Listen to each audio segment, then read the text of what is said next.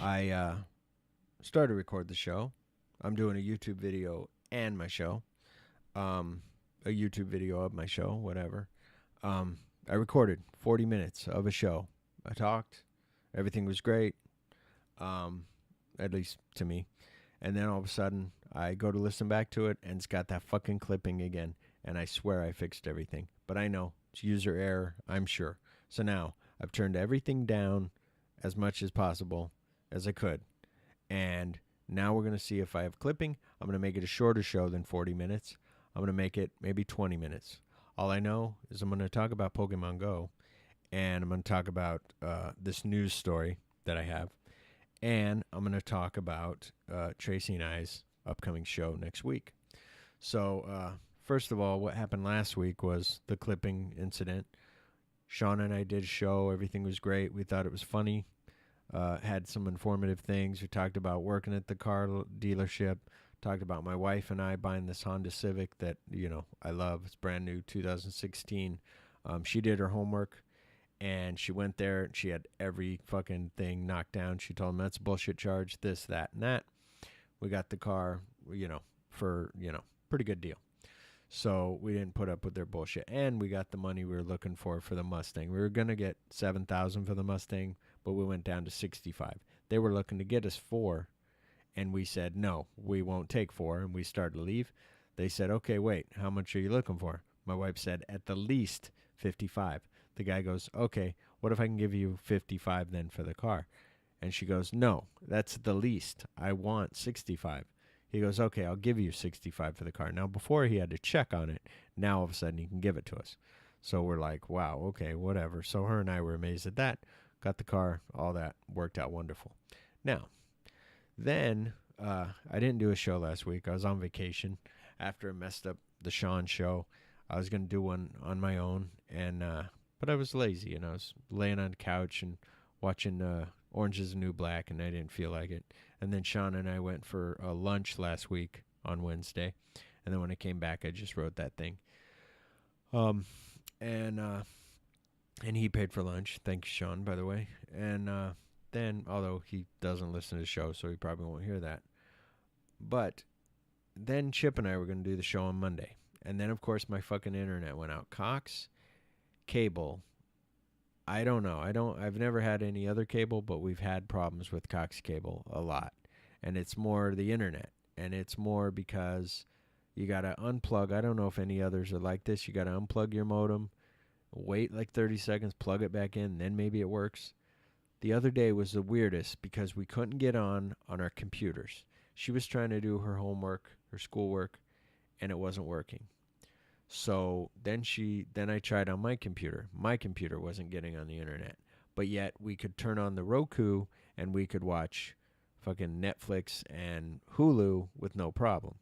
So we didn't get it. So then I finally had to use my phone for the personal hotspot to get my computer online so that she could do her homework on my computer and then print it on the printer and then take it to school the next day. And I know you're saying, well, then why didn't you use your phone to the internet for Chip? Because Chip and I do Skype. That would have taken more power, I think, to do a live feed like that for him and I to see each other. And so that's what happened. But the, what? Oh, so now Chip and I were going to do a show, Pokemon Go. He loves Pokemon. He's loved it since the 90s. His kids were growing up. He was showing them how to play it. He was into it. Not play this app just came out. But he was playing he was watching the cartoons, all that stuff. And he was like, no, this kid is going through this whole transformation. Like, he's got this arc. And I was like, really? And he's like, yeah. And I said, okay, whatever. So now this game comes out. And I heard about it. And then I saw on Chip, I heard about something crashing, somebody finding a dead body, which I guess was fake. And then I find, I look it up on whatever, on Facebook. I see a bunch of people posting, like, here's my animal that I caught. And I'm like, okay, they're Pokemon. And so I'm like, okay. And then I said, Chip, you want to do a podcast about something? And he goes, yeah, let's do it about Pokemon Go. And I said, oh, are you playing? And he goes, yeah. He said, why don't you try to download it if you haven't played yet? Try to download the app and let me know, what you think, so at least we could talk about it. I said, you know what? Fine, I'll do that. That'll make a better conversation than if I were just to go, I don't know what you mean. I don't know what you talk about. I hate it. No. So I said, okay. Although I did that with Uncle Buck. I fucking hate it. Never watch it. But now I watch it and I still don't like it.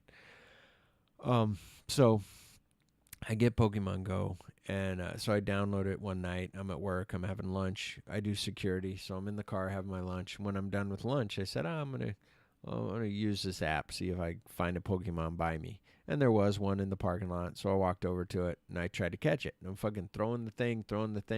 Thing fucking won't. It shows me like once or twice, like how to do your finger swipe. And so I try, and the ball either isn't moving, I don't know when to throw it, it's going by it, it's doing all this stuff. Finally, I have to turn off the app. I have to go to my YouTube on my phone. I have to watch how to catch a Pokemon. I watch that video for a short time. It shows me how to do it. When the circle gets smaller, you hit him, you make more points, I guess. I think. So I said, fine. So I got Pokemon. So I went over, I threw the ball at him, I caught him, and then I powered up or whatever. And I was like, okay. And I turned it off and I went and did the lockups, did my job. Then later, I go to patrol this one area that we check the doors and stuff. And there's these two kids sitting on the park bench at this, like, commercial property. And I'm like, hey guys. And they see me putting my phone away and they're like, oh, you playing Pokemon? And I said, no, I was. Earlier, I caught one Pokemon. It was my first time. Oh, what'd you catch? I said, a Bolosaurus, whatever it is. Oh, yeah, okay, cool. And I was like, look, this is private property. You guys can't be here. Oh, we had no idea. And I said, well, yeah. I said, so you need to leave. I said, no big deal, but you need to leave. And they said, okay. So I walked around. I got in the car. They were leaving. I left.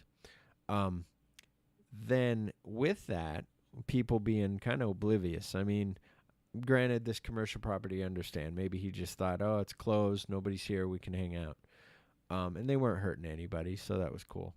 But in Croatia now, they have had to tell people not to play Pokemon Go and to read all the signs. They've had two problems. One is that people aren't reading the signs because 15 years ago, I believe it was, they had the war in Croatia.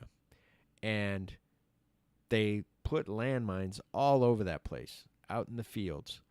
And those mines are still out there, and they're alive.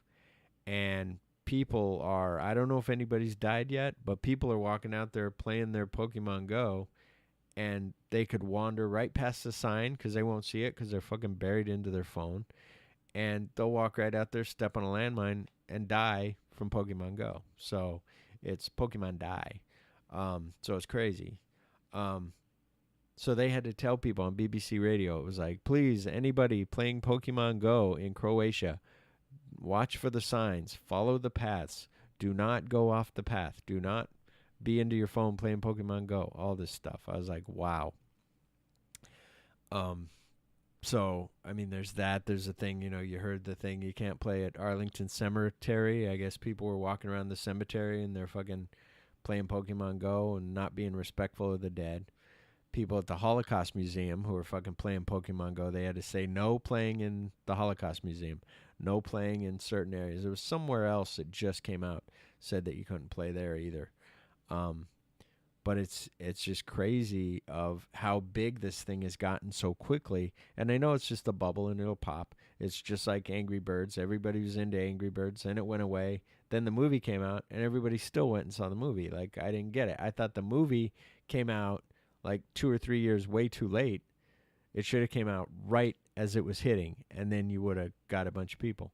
But still, it was a blockbuster, I guess. So that one, Angry Birds, I never really got. I mean, I've destroyed some things, and I can get that. I guess I'm not into those kind. Like if it was like, like Drake's Uncharted, whatever, those from PlayStation, I get into those because that's like a story. Angry Birds is just like trying to get to levels. Granted, that is, you can play Tetris and you can play all these things and kind of get built up. I want to get to the next level, but I'm not really that type of person. So I don't know. I mean, for one, that's why when I get video games, like I've had some video game systems. I don't have any right now because for one, I don't have much time. I'm spending time doing this podcast right now, and I think I would actually rather do this than play a video game. Although there's some cool video games that come out that I go, maybe I'd like to spend my time doing that. But no, I'm happy doing this because it's creative. I get to make things. It's all cool. But when I do play video games, I like the story mode. I like to, try to play through. But a lot of times I get stuck somewhere and then I just give up. So maybe it's that of me that I just give up. But the thing with that, which we'll get to with Tracy and I's episode coming up. But first, let me read to you some news. And I'm thinking of starting we have these segments where I read the news, or Joe does, or Sergio, or whoever reads a news story. And I was thinking of calling it What's News. I know that's not original. I'm sure somebody else came up with it. But I was going to make a little theme song thing that I would play, and then I'd do the news. Or, who knows what I'll call it. But, What's News, or Here's the News, or whatever. Something simple. But anyway, how about this one? Man found with 21 severed vaginas in his freezer appears in court. Yeah, you heard that right. A man who allegedly found with 21 pieces of female genitalia in his freezer has appeared in court. Peter Fredriksson, 63, a Danish man living in South Africa, arrives in the dock ahead of his bail application. The dock is, the court. Fredriksson was arrested back in September after 21 mutilated vaginas were allegedly found at his home. Now, I know it's all law speak. They don't want to blame him because he hasn't gone to court yet, but allegedly found in his home, I think they were found in his home. That's why he was arrested, because there were 21 mutilated vaginas found in his home. But it says allegedly, so I guess that's what the media probably has to write. Surgical equipment and anesthetic drugs were also said to have been found in the property. It's believed his wife, here's the fucked up story. It's believed his wife, 21-year-old Anna Matsaliso Molis, told police he drugged her and cut off private parts of her anatomy while she was incapacitated. She was due to testify, but was gunned down and killed while leaving her house last month. So, seems like, one of those movie things where, I don't want her to testify, I'm going to kill her. Police believe most of the victims are from Lesotho area. Fredriksson said to own a gun shop, allegedly sedates victims before performing the illegal operations, a police spokesman said. It is not clear if the severed vaginas were removed when the women were alive, or indeed if they would have survived the attacks, the women. Masalisa Langa, a police spokeswoman, said that Fredriksson had kept a clear and organized record of every body part he had removed since his first victim in 2010. The gun shop owner was arrested after the body parts were found in plastic freezer bags, confirmed police spokesman Brig Hagwani Muladazi. Mr. Muladazi said one of the victims alerted authorities, and police have since appealed to any other women who may have been assaulted by the man to come forward. He faces charges of sexual assault, intimidation, and breaking South Africa's medical laws. A police investigation has launched, enlisting the help of a forensic team. So, how fucked up is that? And the thing with that is now my thing, because I want to know the details. And it says at the beginning of this warning, this post contains details some readers may find upsetting. Now, that was upsetting, what I read, right?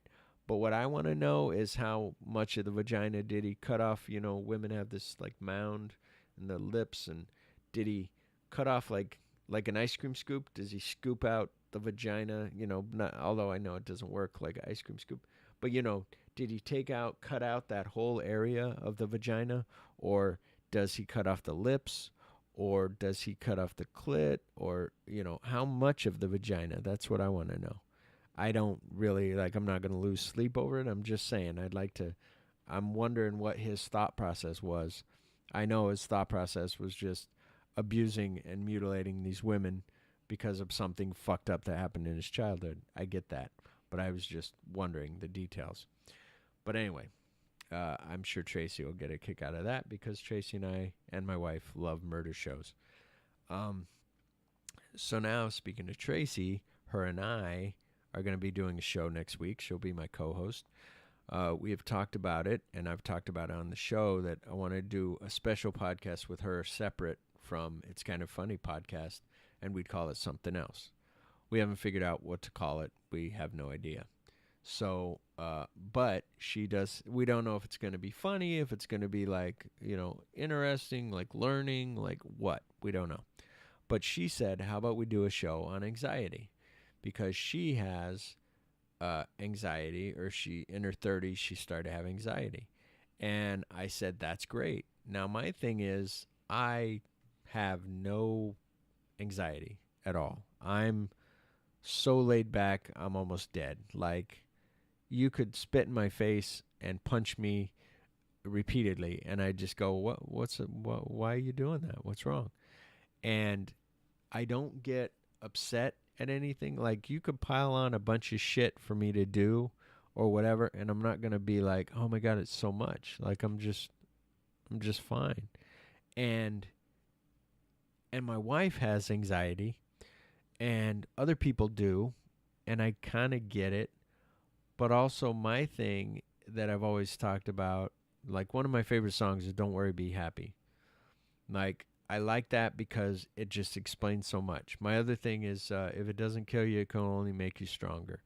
So, it's like, don't worry about the little shit. It's the story that I've heard that I was going to look up, and I'll look it up by next week, is about, I used to bitch about my shoes until I met a guy with no feet, is basically the premise of it.